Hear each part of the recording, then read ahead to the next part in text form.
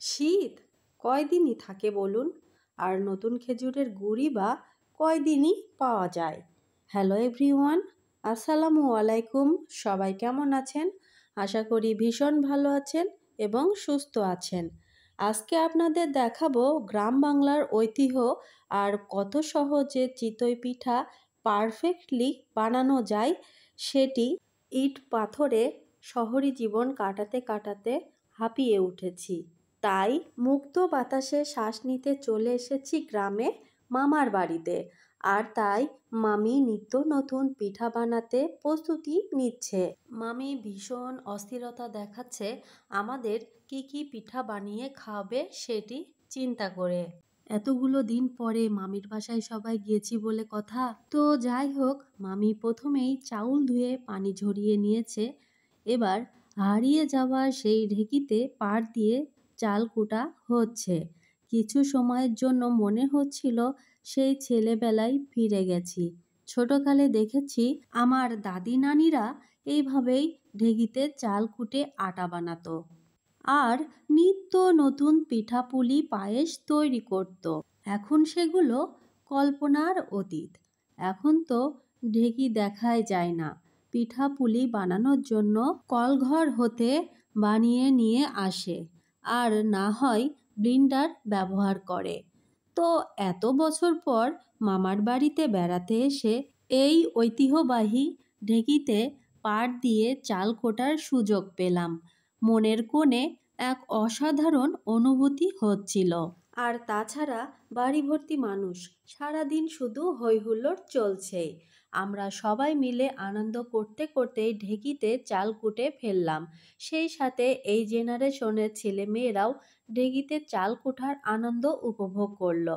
আমার ছোট মেয়েটিও এই ঢেঁকিতে পাড় দিয়েছে শখ পূরণের জন্য। ঢেঁকিতে পাড় দেওয়া কিন্তু যথেষ্ট কষ্টের কাজ, কিন্তু বিশ্বাস করেন সেই কষ্টের ছিটে ফোঁটা কারোর মধ্যে দেখতে পাইনি। সবাই এটিকে উপভোগ করছিলাম। মামি তো ভীষণ চিন্তা করছিল এত চাল কিভাবে কুটবে। কাজের মহিলা খুঁজে পাওয়া গেল না, তাই মামি কলঘর হতে চাল ভাঙিয়ে নিয়ে আসতে চেয়েছিল। কিন্তু আমরা সবাই বললাম, মামি আমরা সবাই মিলে ঢেঁকি পাড় দিয়ে দিবনে, কল ঘরে দেওয়ার দরকার নেই। যেই কথা সেই কাজ, সবাই মিলে ঢেঁকি পাড় দেওয়ার জন্য ব্যস্ত। এক কথায় লাইন লেগে গেল ঢেঁকি পাড় দেওয়ার জন্য। সবাই এত এনজয় করছি এই ঢেঁকি পাড় দিয়ে, তা আসলে বলে বোঝানো যাবে না। ছোট মানুষের মতো আনন্দ করেছি সবাই মিলে। মনে হচ্ছিল কি যে পেলাম। তো যাই হোক, আমাদের চাউল কোটা কিন্তু সম্পূর্ণভাবেই কমপ্লিট। সেজন্য মামি কিন্তু এখন পিঠা বানানোর কাজে ব্যস্ত হয়ে পড়েছে। গুঁড়া চাউলগুলো হাঁড়ির মধ্যে ঢেলে ঢেলে দিচ্ছে। পিঠা বানাবে, চিতই পিঠা। আর মামি কত সহজে চিতই পিঠাটা পারফেক্টলি বানিয়ে দেখাবে সেটি আপনাদের সাথে আজকে শেয়ার করছি। মামি কিন্তু অনেক পিঠা বানিয়েছিল। আর এই যে হাঁড়িটি দেখছেন না, যথেষ্ট বড় একটি হাঁড়ি। এই হাঁড়ির বেশ কয়েক হাঁড়ি পিঠা সে বানিয়েছিল, সেটাও আপনাদেরকে দেখিয়ে দিব। গুঁড়া দেওয়া কমপ্লিট। এখন মামি নাকুরটি ঘুরিয়ে ঘুরিয়ে লিকুইডটি তৈরি করে নিচ্ছে। একটু একটু করে সে পানি অ্যাড করছে আর বারবার নেড়ে নেড়ে এটা মিশিয়ে নিচ্ছে। আর এখানে সে গরম পানি ব্যবহার করেছিল। গরম পানিটা মিডিয়ামের থেকে একটু নর্মাল হিটে ছিল, সেই পানিটি সে বারবার ব্যবহার করছিল আর এভাবে গুলিয়ে নিচ্ছিল। মামি একজন পারফেক্ট শেফ। তার হাতের কাজের দক্ষতা সুনাম করে আসলে শেষ করা সম্ভব নয়। সে এতই দক্ষ, নিপুণ হাতে সে সমস্ত কাজ আনন্দের সাথে করে। আর গোটা পরিবারটাকে সে একা হাতে বেঁধে রেখেছে এতদিনও। সে কিন্তু আবারও গোলাটির মধ্যে গরম পানি ব্যবহার করছে। সে কিন্তু কোনো রকম কোনো মেজারমেন্ট কাপ ইউজ করে না। তার কাজের হাতের এতই দক্ষতা, সে হাত আন্দাজেই সমস্ত কাজ পারফেক্টলি করে ফেলে। মেশিনও হয়তো এত নিখুঁতভাবে কাজ করতে পারবে না, বড় মামি যতটা নিখুঁতভাবে কাজ করতে পারে। সে পিঠার গোলার মধ্যে পানি, লবণ, আটা পারফেক্টলি দিয়েছে আর সেটাই বারবার চেক করছে ঠিকঠাক হয়েছে কিনা। আর দেখুন বারবার ঘুটে ঘুটে দেখছে আর কনসিস্টেন্সি ঠিক আছে কিনা সেটাও বারবার দেখছে। আর এবার আমি যেটা আপনাদের দেখাতে চলেছি সেটা হলো মাটির চুলা। হ্যাঁ, মাটির চুলাতে এর আগেও আপনারা দেখেছেন, কিন্তু এটা একটু এক্সেপশনাল। এখানে এই চুলায় খড়ি না, এখানে ঘুঁটো ব্যবহার করা হয়। ঘুঁটোটা কি জানেন? গরুর গোবর শুকিয়ে যেটা তৈরি হয় সেটাকে ঘুঁটো বলে। আর সেটা দিয়ে সাথে পাতা ব্যবহার করে চুলাটা জ্বালানো হচ্ছে। তাওয়াটা মাটির ছিল আর এটা পুরানো হচ্ছে আগুনের উপরে, আপনারা দেখতেই পাচ্ছেন। আর পুরানোর পরে এটা পরিষ্কার করা হচ্ছে নাতা দিয়ে। গ্রামের মানুষ এটাকে নাতা বলে। এর সাথে সামান্য একটু তেল লাগিয়ে এটি পরিষ্কার করে নিচ্ছে, তাতে পিঠা নাকি খুব সহজে উঠে আসবে। এটাকে অনেকেই আবার নুড়ি বলে চেনে। আর আমাদের শহরি কায়দায় এটাকে বলা হয় অয়েল ব্রাশ। আমরা ব্রাশের সাহায্যে অয়েল ব্রাশ করে নিই ছাঁচের মধ্যে, আর এখানে ব্যবহার করা হচ্ছে নাতা বা নুড়ি। বিষয়টা অনেক মজার, তাই না? আমি প্রথমেই বলে নিয়েছি আমার আজকের ভিডিওর মধ্যে থাকছে গ্রাম বাংলার ঐতিহ্য। আর এই নাতা অথবা নুড়ি যে যেই নামেই চেনেন, এটা কিন্তু আজকে ঐতিহ্যের একটি অংশ। তো যাই হোক প্রিয় দর্শক, আপনারা দেখতেই পাচ্ছেন সাজটি হিট হয়ে গিয়েছে। এই অবস্থায় গোলাগুলো এক এক করে ঢেলে দেওয়া হচ্ছে ফুল ভরাট করে। এবার একটি মাটির ঢাকনা দিয়ে ঘুরিয়ে ঘুরিয়ে সেট করে দেওয়া হচ্ছে 5 মিনিটের জন্য। এবার 5 মিনিট পর ঢাকনাটা তুললেই দেখুন ম্যাজিক, কত সুন্দরভাবে পিঠাগুলো ফুলেছে দেখুন। অসাধারণ, তাই না? পিঠাগুলো কিন্তু খুব পারফেক্টলি হয়েছে।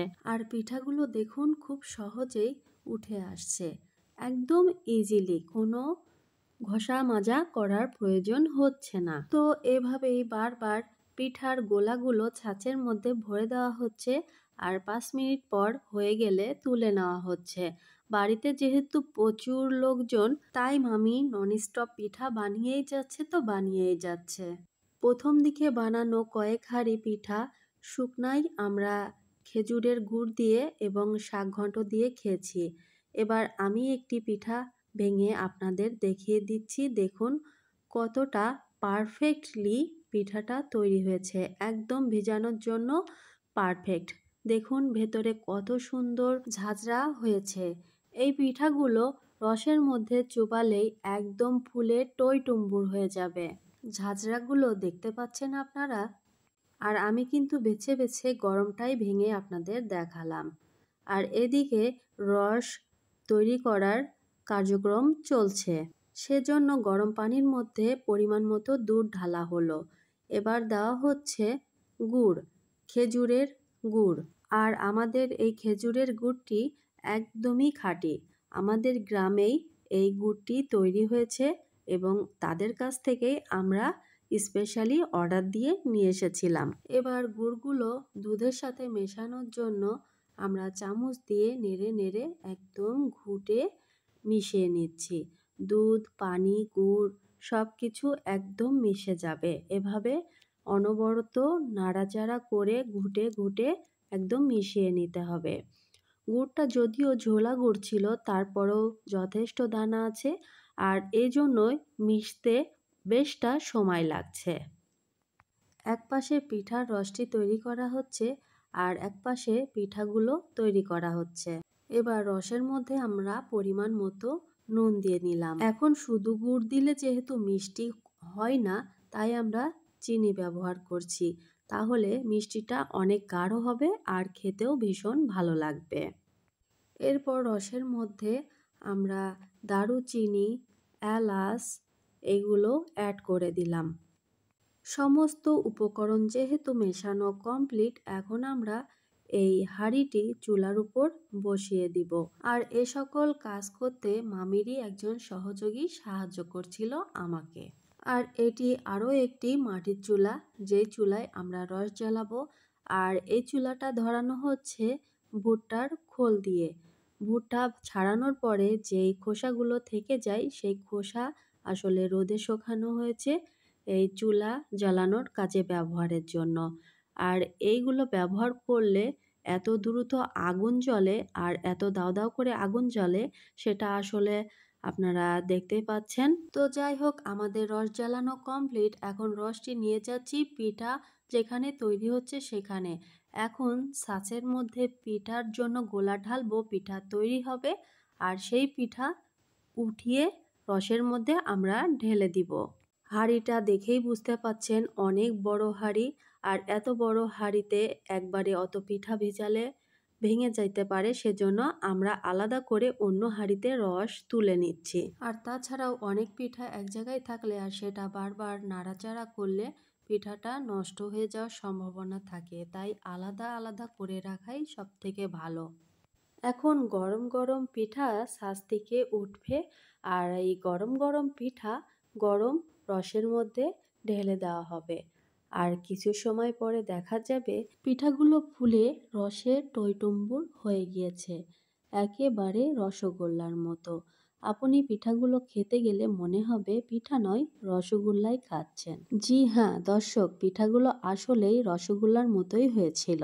প্রসেসটি দেখেন, ছাঁচ হতে পিঠাগুলো তুলে নেওয়া হচ্ছে আর সঙ্গে সঙ্গে রসের মধ্যে ভিজিয়ে দেওয়া হচ্ছে। আমাদের মাস্টার শেফ বড় মামির হাতের পিঠা বলে কথা, ভালো তো হতেই হবে। গোটা সংসার যিনি এত বছর ধরে সাজিয়ে গুছিয়ে রেখেছে দক্ষ হাতে, তার হাতের দক্ষতা, তার গুণের দক্ষতা আসলে বলে শেষ করার নয়। সে আসলেই গুণবতী, রূপবতী এবং লক্ষ্মী রমণী। তার কাছে আমাদের অনেক কিছু শেখার আছে। তো প্রিয় দর্শক, এতক্ষণ আমার ভিডিওটি ধৈর্য ধরে দেখার জন্য আপনাদেরকে অসংখ্য অসংখ্য ধন্যবাদ।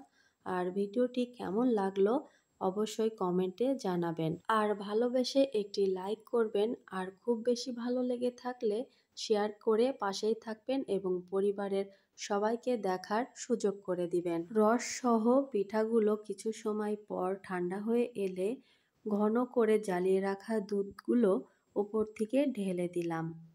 এই অবস্থায় কারো যদি খেতে ভালো লাগে সে খেতে পারে, কোনো সমস্যা নেই। আর যার ঠান্ডা খেতে ভালো লাগে অবশ্যই বাসি হলে খাবেন, অনেক ভালো লাগবে। নেক্সটে আবার কোনো নতুন রেসিপি নিয়ে আপনাদের সামনে হাজির হয়ে যাব খুব শীঘ্রই। ততদিনে সবাই ভালো থাকবেন, সুস্থ থাকবেন। আজকের মতো এখানেই শেষ করছি। আল্লাহ হাফেজ।